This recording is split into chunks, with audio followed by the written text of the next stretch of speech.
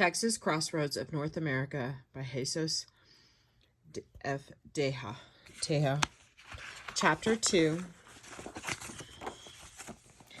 New Spain's Northeastern Frontier to 1767.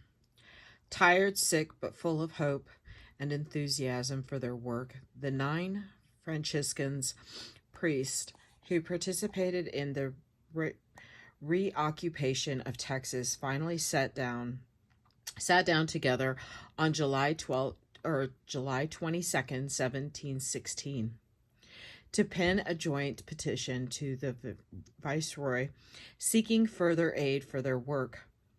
We have conceived great expectations that this province will become a new Philippine, having firstly your Excellency's protection and, on the Indians' part, the great friendliness with which they have received us. We believe that their docility and good demeanor merit that our generous and our Catholic King and Lord, whom God protect, attend to them as his beloved children, and extend his powerful hand to put in ours the wherewithal for them to cover their nakedness, cultivate their lands, and raise livestock for their subsistence. With a bit of hyperbole, they hope to flatter King Philip V by comparing their work among the Hastene's efforts with the efforts of earlier missionaries in the Philippine Islands under Philip II 150 years earlier. These friars and their successors represented one of the principal tools of Spanish colonial expansion. Although royal support was never as generous as they hoped it would be, along with presidios and ranchers, missions were an indispensable institution of the Spanish North American frontier until the last third of the 18th century. Missionaries firmly believed that their work served both majesties, glorifying God, and expanding the dominions of the king. In Texas, both of these assumptions would be tested, and the reality of Spanish imperial might put to the test by indigenous peoples with very different worldviews and the means to successfully ward off the Spanish challenge. For a century and a half before the missionaries tasked with permanent occupation of Texas sat down to write about their hopes and dreams, Spaniards, generally all subjects of the Spanish crown, whether European or American, of any ethnicity, had on occasion traveled north of the Rio Grande and east of the Pecos, measuring the Indian societies they encountered. By European standards, they failed to see the thriving and dynamic world that the diverse Indian peoples of the region had created for themselves. The various culture groups of what is now Texas had developed a vast and sophisticated trade network based on regular exchange gatherings in the Colorado Brazos area of central Texas. Indian trade fairs included a wide variety of products, including buffalo robes and dried meat tools, pottery, mass-produced stone projectile points, corn, some jewelry, and most prized of all, horses. This Indian world was only vaguely understood by the Spaniards, who could not accept that an Indian political economy might complement rather than threaten the Spanish imperial system. It would take much of the 18th century to bring Spanish policymakers around to accepting the Indians could be allies or trade partners rather than merely enemies or heathens awaiting salvation. By mid-century, Spanish Bourbon policymakers were exploring new ways of colonizing without overly relying on missions. Texas, however, proved largely insurmountable challenge to Spanish religious, political, and economic principles. Despite the success of settlement areas around San Antonio's Goliad, Laredo, and El Paso, the vastness north of the Rio Grande was very much an Indian world and would remain for a century to come. As you read this chapter, consider the following questions. How did the various Indian peoples of Texas and the surrounding region respond to arrival of Europeans in their territories? How was the Spanish settlement of Texas the result of far-off imperial political and economic rivalries? 3. Aside from the effectiveness resistance of the most powerful of the region's native peoples, what other challenges did Spaniards face in colonizing Texas? Here is the chapter 2 for the timeline.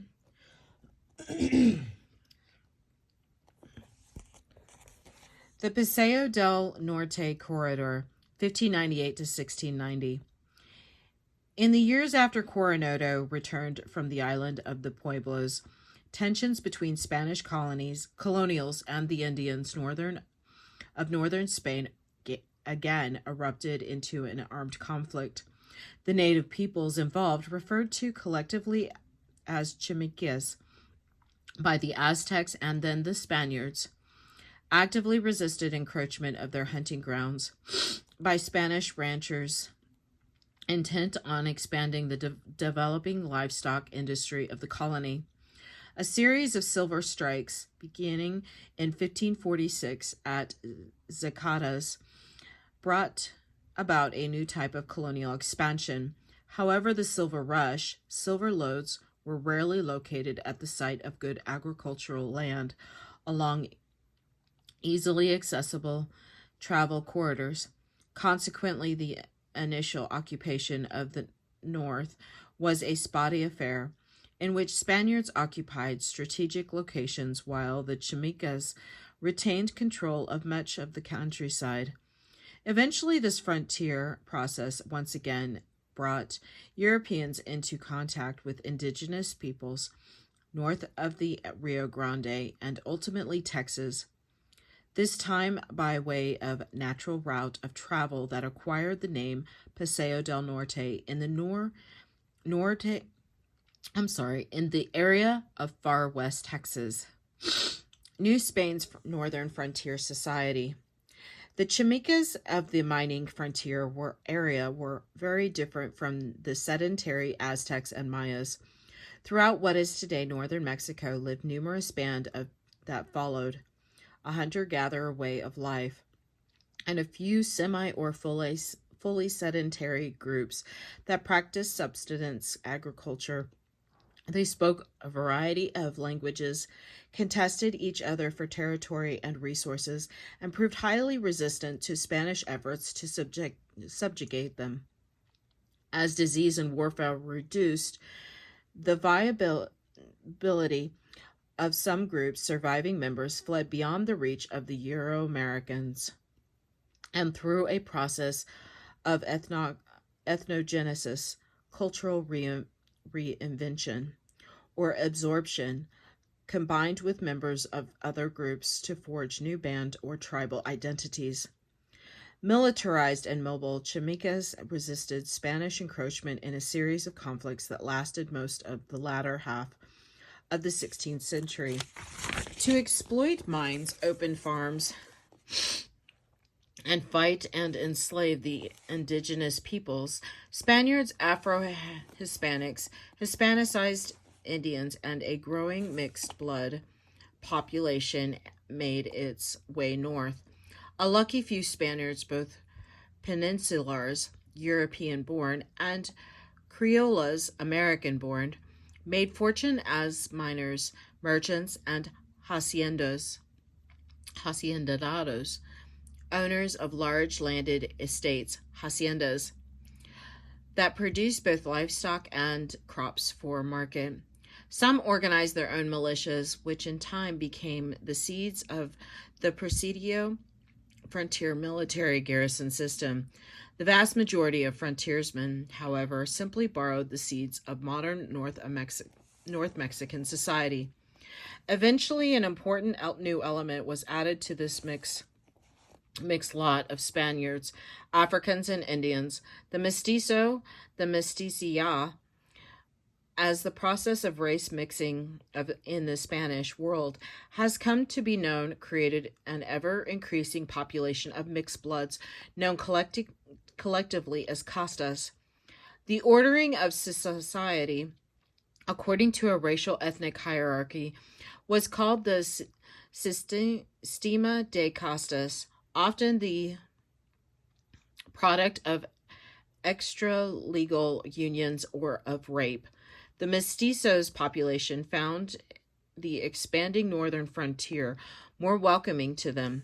Military service, ranching, farming, and other economic activities were more accessible on the frontier, as was the possibility to pass into the ranks of the criollas.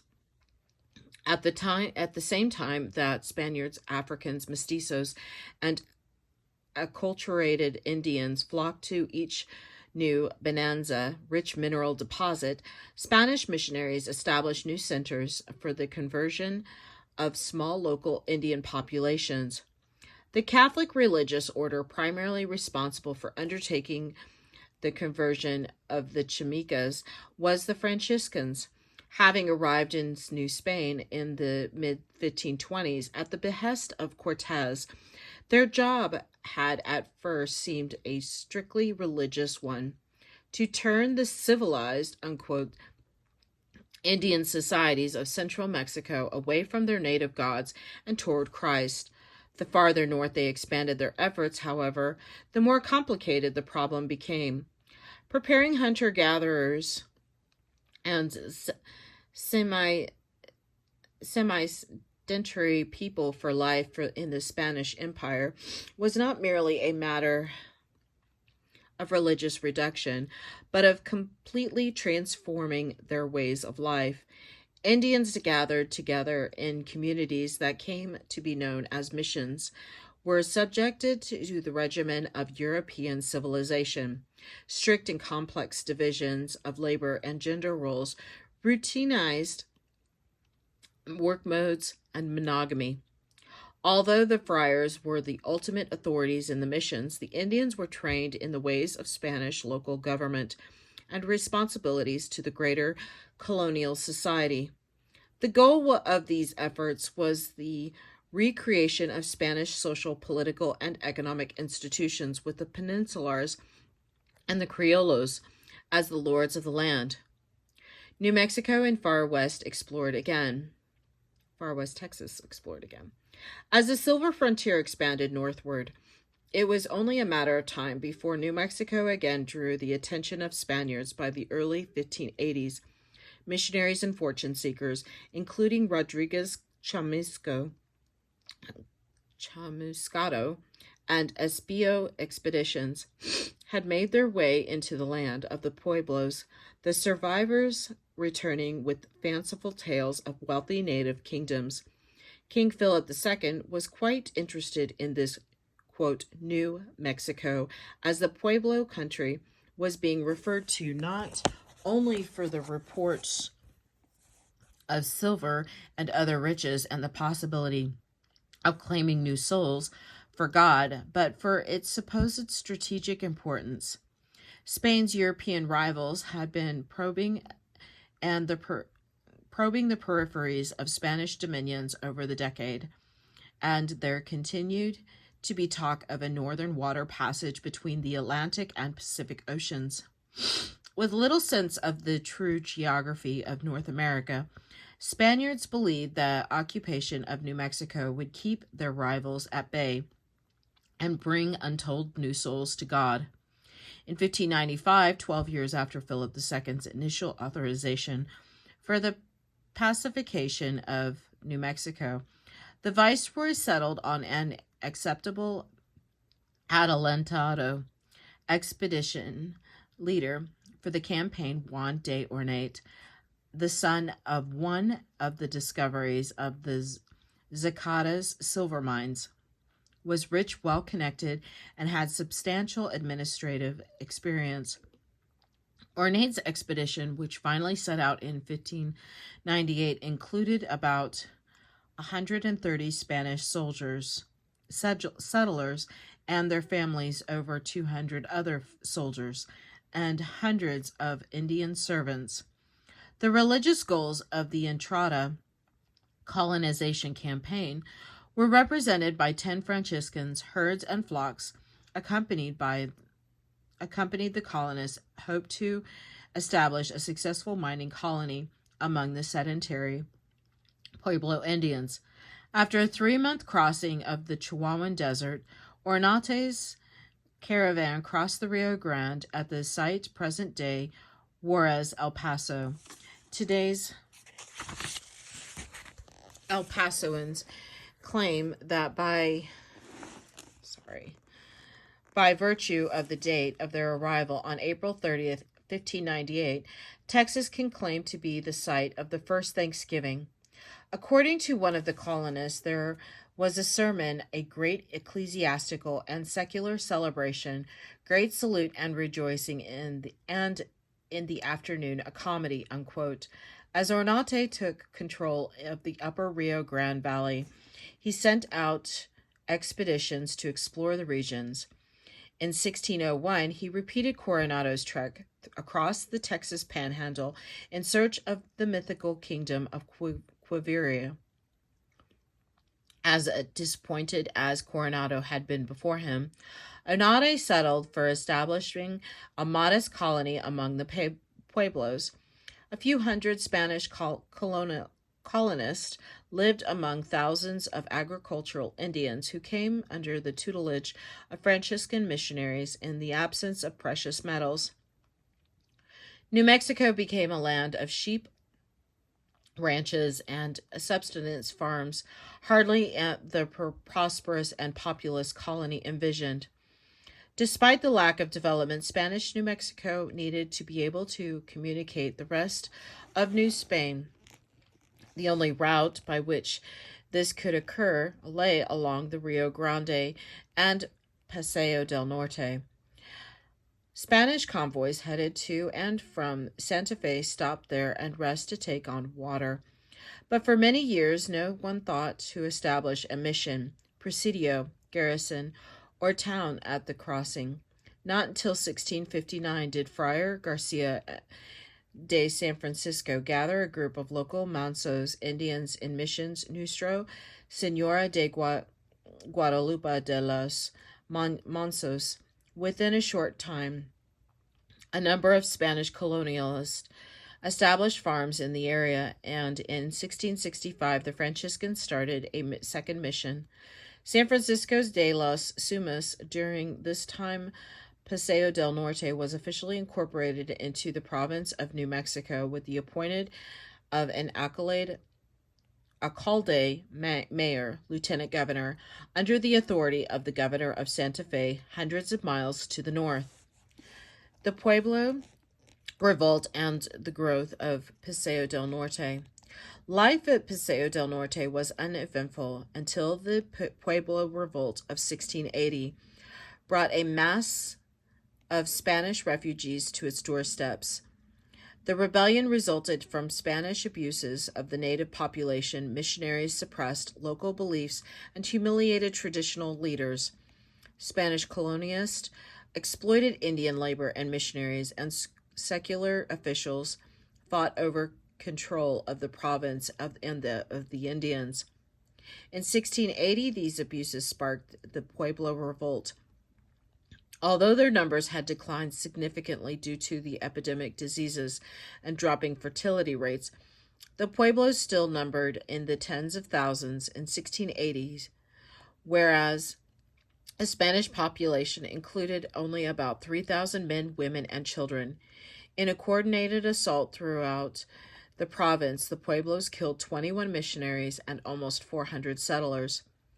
Their survivors fled to Paseo del Norte, arriving with little more than the clothes on their back. When Governor Antonio de Ortimin took stock of the refugees in October 1680, he found that fewer than 2,000 had made it out safely. Among them were over 300 Puro and Teja Pueblos, whose close association with the Spaniards put them at odds with other Pueblos. with no prospects of reoccupying the upper Rio Grande Valley in the immediate future. Ordeman set about to establishing settlements for the Spaniards and Indian population. By 1684, a string of 5 communities lined the south bank of the river: Guadalupe, San Lorenzo, Sanuca, Isleta, and Socorro. Although the last 3 of these settlements were intended to serve at the friendly Pueblo refugees, Spanish settlers soon moved in among the Indians for the next 150 years.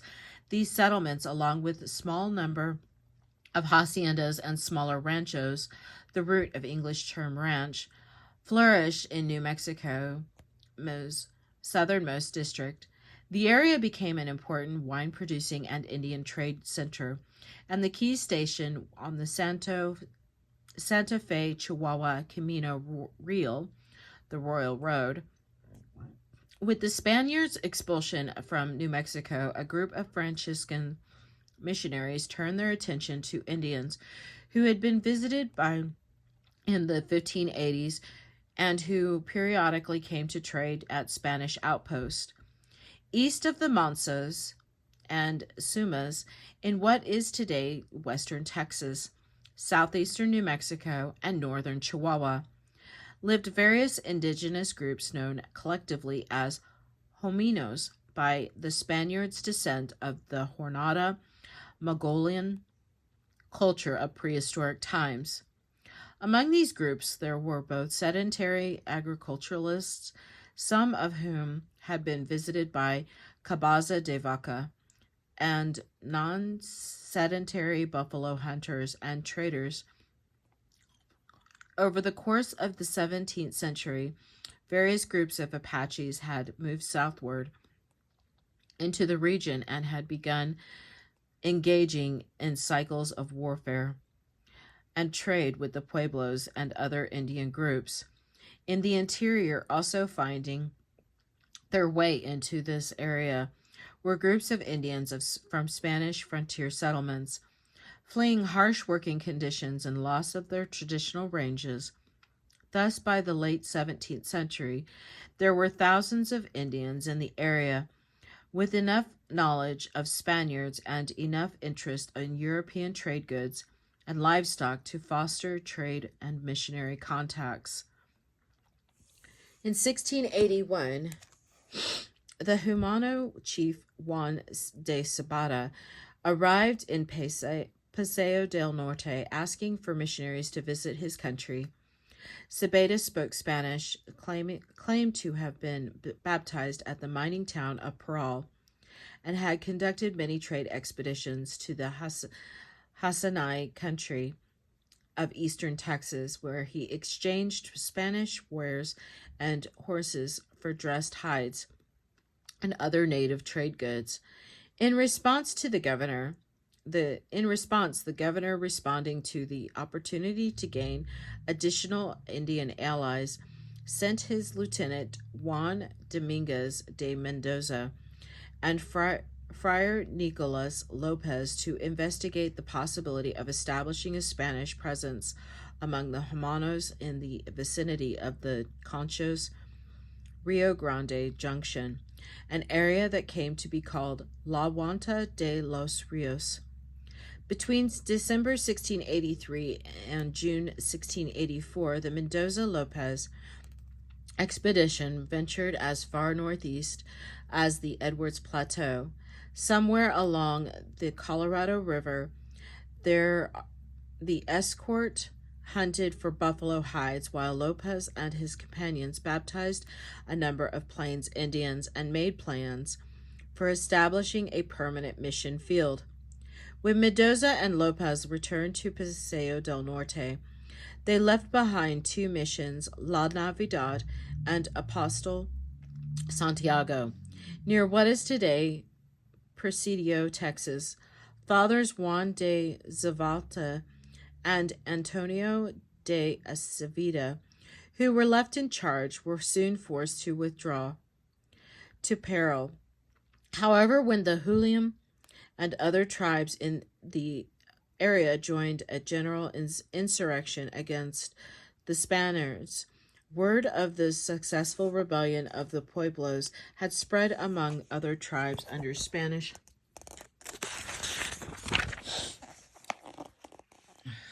control. And whole northern frontier was aflame in an insurrection that has come to be called the Great Northern Revolt. Missions and haciendas burned, missionaries became martyrs, and herds were scattered, stolen, and slaughtered.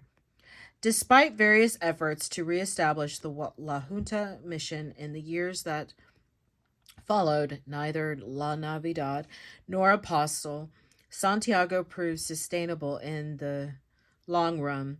The Spaniards turned their attention to the recovering New Mexico, where their honor and their strategic interest had been wounded by the first major successful Indian revolts against Spanish rule in New Spain. As the Franciscans returned to their burned-out churches and their torn-down friars and abandoned fields, they poured what resources they could muster into New Mexico. Little could be spared for the marginal stations at La Junta. Nevertheless, it was at these missions that Spanish authorities in New Mexico just received word of the first successful intrusion by other Europeans into colonies' territory. La Salle and Spanish rediscovery of Texas, 1684 to 1694. Fathers of Joaquin Hinosa and Agustin de Colina were working at La Junta late in 1687, reestablishing the missions abandoned 3 years earlier during the Great Northern Revolt, when Chief Juan Sabata and of the Humanos arrived with disturbing news. He had returned from the annual Indian trade fair in Hasinal country with word that other Spaniards were actively trading with the Indians of the region. Asked to bring back proof, Sabata returned from the next fair at the beginning of 1689 with pages torn from French books, a picture of a ship with French writing on the back, and the reassuring news that other Indians had attacked and destroyed the French settlement and all its occupants. In this way, the Spaniards first learned of the fate of the René Robert Cavalier, Sieur de La Salle's ill-fated colony on the Gulf Coast. The French threat, 1684 to 1689. From the time of his arrival in the vicinity of Montreal in 1666, La Salle, a French-born Canadian, took an interest in the fur trade and in creating a personal commercial empire in the interior of North America. During a search for new trade opportunities in 1682, he reached the mouth of the Mississippi River, claiming the entire basin, which he named Louisiana.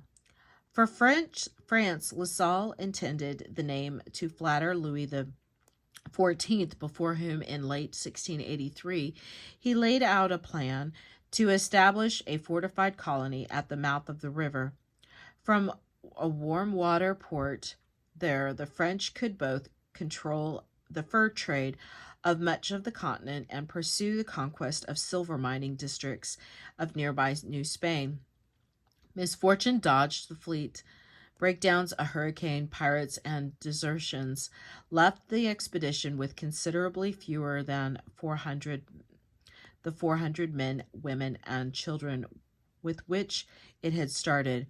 In January 1685, the ill-fated fleet sailed past the mouth of the Mississippi, finally making landfall at the Matagorda Bay, where the expedition's supply ship soon foundered. When the naval commander decided to take the fleet's lone warship home, a significant number of colonists chose to abandon the venture.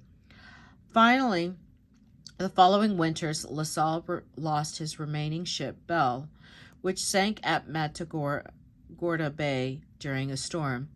La Salle soon established his settlement on Garcitas Creek, where a small compound, now referred to as Fort St. Louis, began to take shape. A number of the weaker members of the party died during the first months, and the artisans, quote, recruited for the colony turned out to be rather useless lot overall. The company proved ill-equipped to farm under the prevailing conditions, and the first crops were lost. In addition, the local Carancas, whom La Salle had initially decided to treat as hostile, kept the settlement under siege. Men abandoned the post, and some deserted La Salle during his explorations of the country.